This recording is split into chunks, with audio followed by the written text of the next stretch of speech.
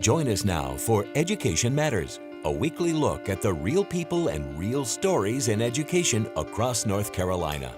Welcome to Education Matters, presented by the Public School Forum of North Carolina. I'm Keith Poston.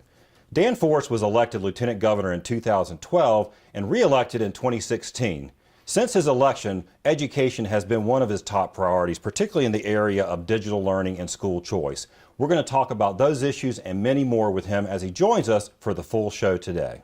Before we tackle our main topics in our discussion with Lieutenant Governor Forrest, we're going to go over our Edlines, basically a quick scan of education headlines across North Carolina and the U.S. It's been 2 weeks since a gunman walked into Marjorie Stoneman Douglas High School in Parkland, Florida, killing 17 people, including 14 students.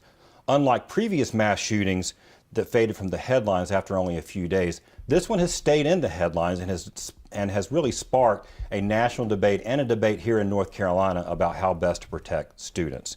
On the federal level, President Trump has focused on arming teachers and hardening security at schools. In Florida, Governor Rick Scott has expressed support for raising the age to purchase long rifles like the AR-15 assault rifle used by the shooter to 21. The shooter actually purchased that weapon legally when he was 18. Scott's also proposed extensive new security at schools, including steel doors, metal detectors, bulletproof glass, and additional armed security guards. Now, here in North Carolina, House Speaker Tim Moore has created a special select committee to focus on school safety and to develop recommendations to improve it. He says that may include arming teachers, enhancing school security, and a greater focus on mental health. This week, School Superintendent Mark Johnson came out against the idea of arming teachers.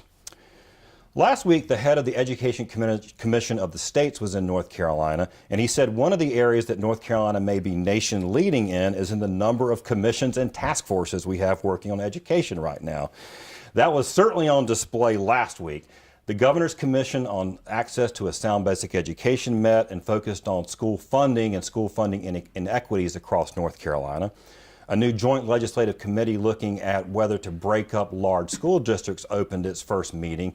They're focusing on districts like Wake County and Mecklenburg County. Now, Chairman Bill Brawley said he expects no action for some time.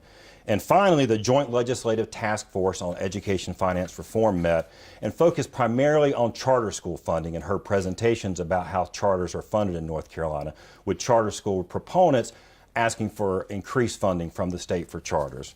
Now remember, you can always visit our website at ncforum.org, click on Education Matters, and you can read more about these headlines as well as other topics we cover this week. All right, as I said at the